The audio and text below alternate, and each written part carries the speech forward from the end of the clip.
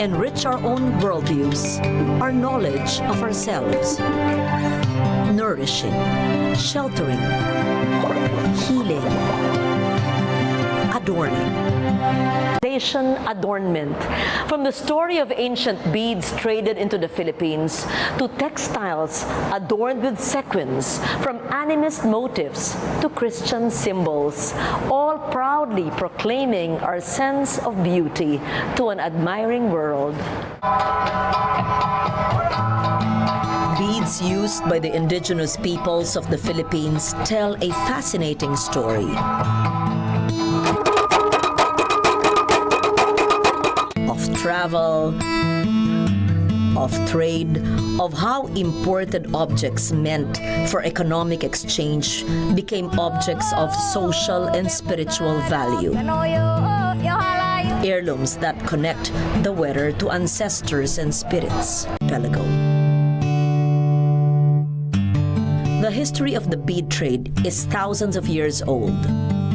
In the Philippines, it has not yet been fully documented, and only further research will determine the exact travel routes from their places of manufacture to the Philippines. I was told that the Chinese or even the European beads went through the Silk Route from Europe all the way to China and going to the Philippines. And they went through the Middle East, maybe, to India, and then they went as far as Indonesia and all the Melanesian islands. So, mainly, if it's the Chinese beads, because the Chinese make beads out of glass, it is from the Silk Road. And even the Venetian ones went through. And the Spaniards, when they came, they traded those beads with gold of the Kalingas. Beads have always been the most easily traded of objects because of their size and quantity. But more fascinating is how these imported beads have been traded into the most isolated communities in the archipelago to become highly valued heirlooms. Imported treasures blended with native material to create a singular look and identity.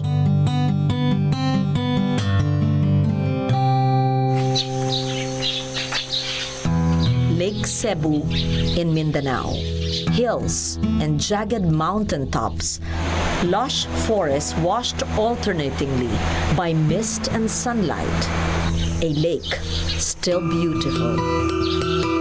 Though now ringed with tilapia fish pens owned by settlers, pushed farther away into hills by this encroachment, a people who cling to their identity.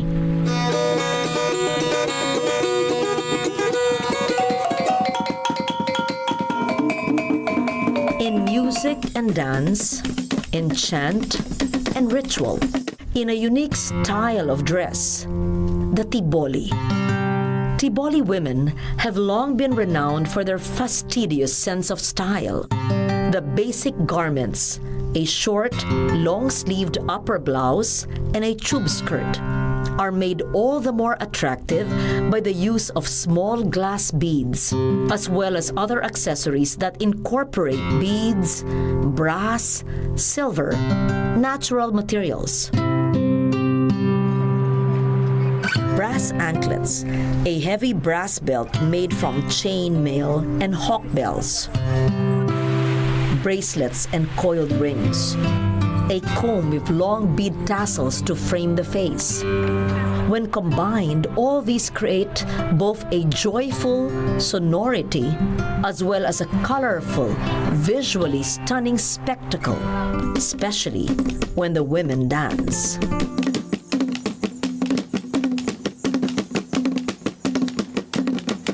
A few things like their amulets, like the brass, the cast brass. They call it the lost wax method. They make them themselves. The Tiboli does that.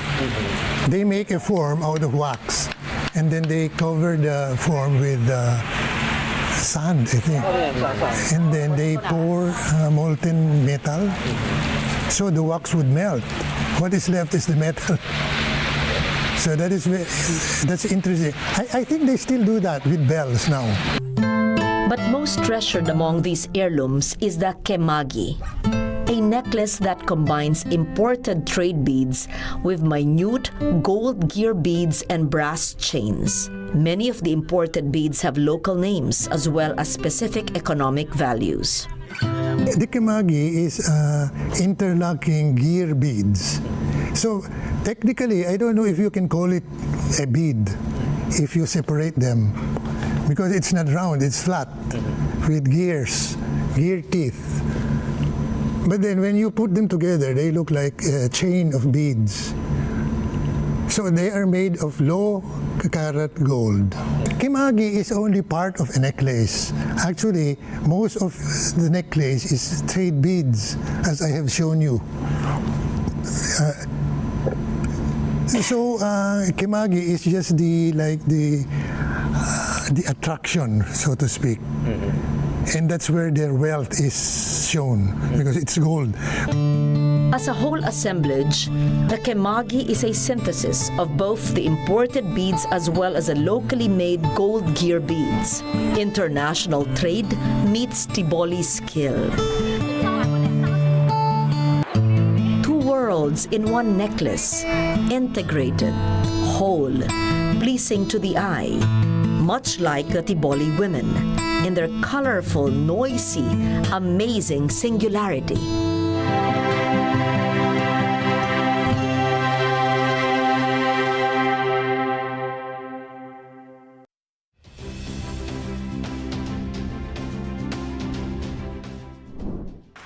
As of May this year, 12,000 kilometers worth of roads and more than 1,200 bridges have been built and upgraded across the country.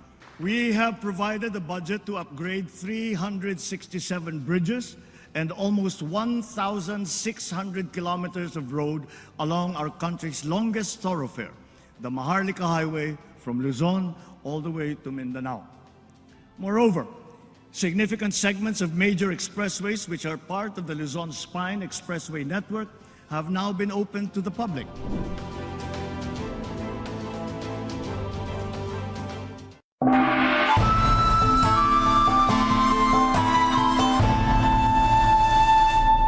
Beads are small, portable, easy to store, carry, and exchange.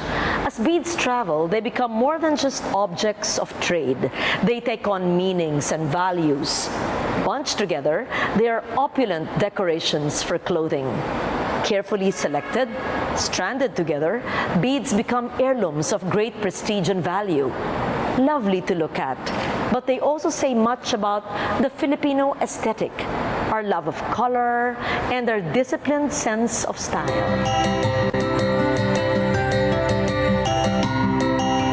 Small glass beads of contemporary make are popular with the highland animists of Mindanao. These Tiboli women belong to a cooperative that has developed thriving cottage industries around beadwork, stringing thousands of these beads into necklaces and other accessories that have found ready audiences. Beads are also an indispensable part of the traditional attire of many Mindanao highland groups. The bagobo, belaan, manobo, mandaya, matigsalog, agusanon, and other indigenous peoples who attended this year's Dayaw Festival in Davao City demonstrated how beads came together with other elements. In both men and women, old and young, plain textiles are blank canvases to be decorated with a profusion of beads, sequins, horsehair, cotton pom-poms. The result is a tapestry of color and texture, of contrasting materials and complementing motifs. The bagobos are probably the original ones who started beadwork. Older examples of bagobo costumes show a more severe and disciplined approach to design. This jacket for men from the early 20th century shows how imported trade beads were incorporated with small discs of mother-of-pearl discs. The earlier ones were chambered nautilus. It's like an ammonite. It's like a spiral, and then those you can tell them by having a very thin shell. Now, and then they made shells out. They made sequins or mother of pearl. Small discs, meticulously cut from large shells, ground and shaped by hand, were a premium material for adorning bagobo and balaan clothing.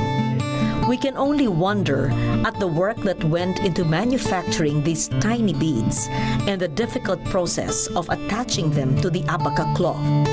This penchant for adorning textile with beads is shared by the animists of Mindanao and with the people of the Cordillera, most notably the Gadang and the Kalinga.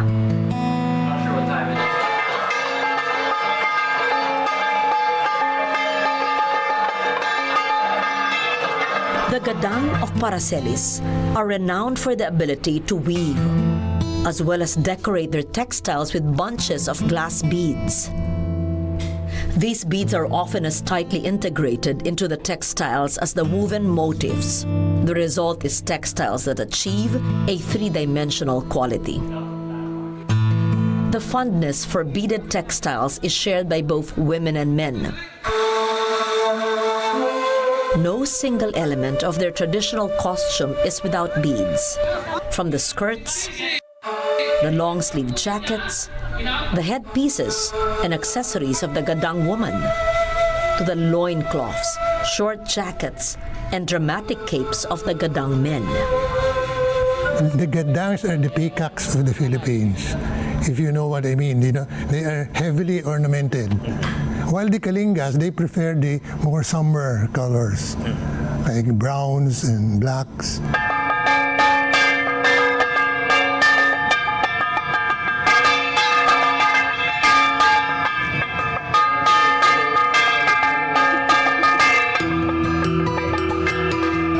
The value of larger, older beads is most manifest among the Kalinga. For these peacocks of the north, a bead was seldom just an adornment. Each specific type of trade bead that made its way up into the mountains had an economic value measured in livestock and other items of exchange. Each complete necklace had an heirloom value, equivalent in rice fields and livestock. And there were the healing, magical properties associated with the most precious of beads. They use it as jewelry, and they are heirloom jewelry. They pass through the female line. They use beads in rituals, in decorations, ornaments, and even medicine. You know, the Kalingas, they gouge out the glass beads, powdered the chips, and then drink to cure maybe stomach ailments. And also for trade, they can buy carabaos, pigs, using beads. The pilakid is the most precious of the Kalinga bead ornaments, a long string of beads worn diagonally crossing the chest from the shoulder. Asymmetric in design, the more precious old agate beads are worn in front, while the less valuable yellow beads are worn at the back. Experts will instantly recognize how the pilakid gathers beads from so many different locations. The prized agate beads, or adyongan, are from India. The blue and white chevron is from Venice, as are many of the colored glass beads. The tinali is like forearm beads of seed beads that is different colors all wound around here. That is for the arms. And they have chokers. And they have head beads, forehead beads, and practically all parts of the body. The ifuga of Asipulu is that if the parents have a daughter or a son being a teenager, they will perform first the balihung, that they will bless the beads, this necklace, so that people will know that they have a growing daughter or son. So there is the balihung. So after which is grown up and she or he will get married, they will now use these accessories. As the Mumbaki will bless them so that they will have a long life, because this paangaw will never fade away, it will be always yellow. So 1,000 years ago, brought by the Malays, barter with pigs and chicken and rice, so they never want to sell or be brought by anyone, but it will be passed from generation to generation. This can be valued by the one tract of land. If you borrowed it and you lost it with your cousin, you will pay with your land, rice field. If you will buy another like this and you will pay it, you can get back your property.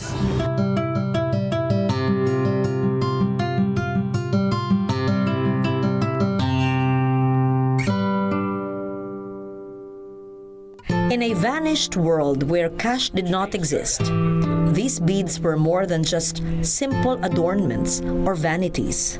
They embody the concept of karangyaan, wealth, beauty, prestige.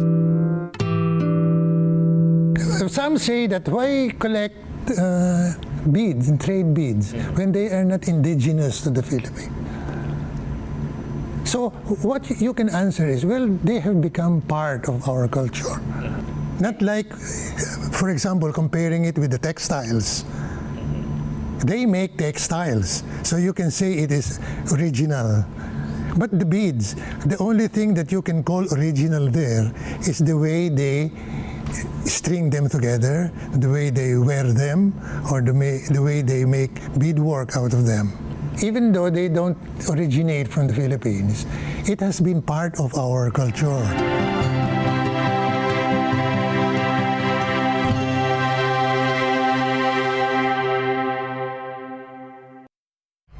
Sa isang malayang demokrasya, mahalaga ang pagiging bukas. Mahalaga ang partisipasyon ng bawat isa. Dahil karapatan ng lahat na makibahagi sa mga usapin at pagbuo ng mga batas para sa isang bagong Pilipinas.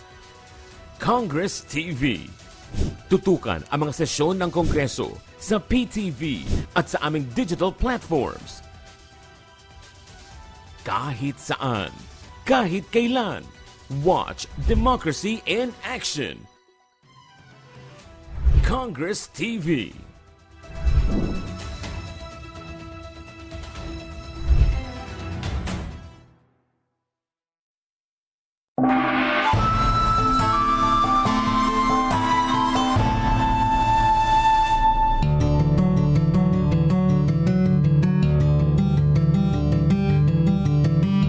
From pre-Hispanic gold to the jewels of the Ivatan, then on to the batok of the Kalinga, then to the fascination for beads of many Filipino cultures.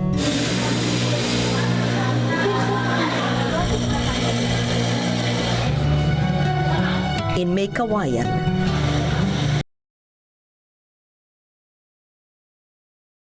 contemporary Filipino craftsmen continue to indulge our love for adornment, for precious objects. Their design vocabulary now incorporates Western motifs, as well as Spanish, colonial, and neo-tribal. Right after the war, nag-umpisa yung mga taga-Mikawayan gumagawa ng mga souvenir na gamit, no? So, yung binibenta nila sa mga soldiers, no, yung singsing na gano'n, tapos may nakalagay Philippines, no? Yun, yung mga souvenir items muna. Tapos nung yung Manila was destroyed, na mga maraming workers namatay, naghahanap sila ng tagagawa, murang labor yung sa may kawayan kasi mga farmers lang yan actually eh. So doon na nag-umpisang mag-develop yung anong yan, yung industry. Kasi nandun yung workers, nandun yung materials. What's giving the industry energies? The new designers, the young designers. It is not so much about the object or the precious metal, but about how different Filipinos have taken these and made them into their own expressions of beauty and value.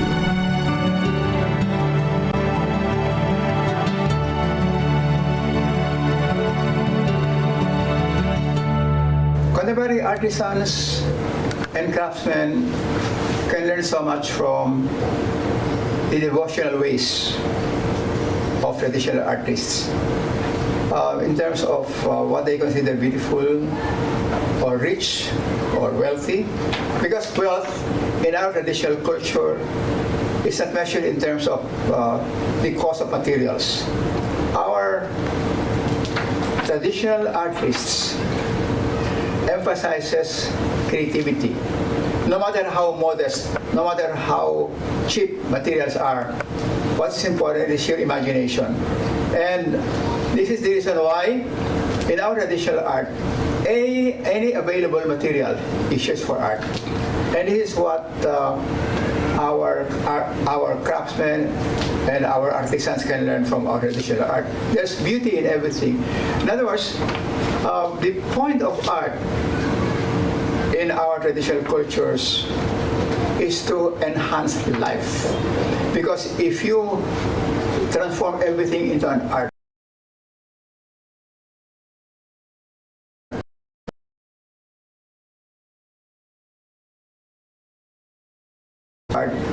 you heal people, because one of the best ways to heal, to integrate our being is through art.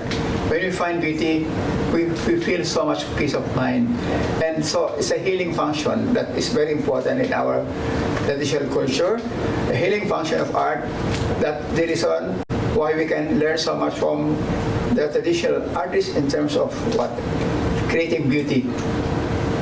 In the second season of Dayaw, we looked at the many ways of being Filipino, from what we eat, to how we build our homes, how we use music and dance to create rituals that heal and connect us to the natural world, how we celebrate our bodies with beautiful motifs, all in the quest to achieve that most elusive of qualities, kabuuan ng loob, the feeling of wholeness within and without. It is a gift many of our indigenous people struggle daily to preserve. Next season, we explore the materials used to build symbols and expressions of our race, as well as the artisans whose life's work we must acknowledge and take pride in. Always and in every story we do, we will show you that there is really much to be preserved. Dayaw, our knowledge, our pride.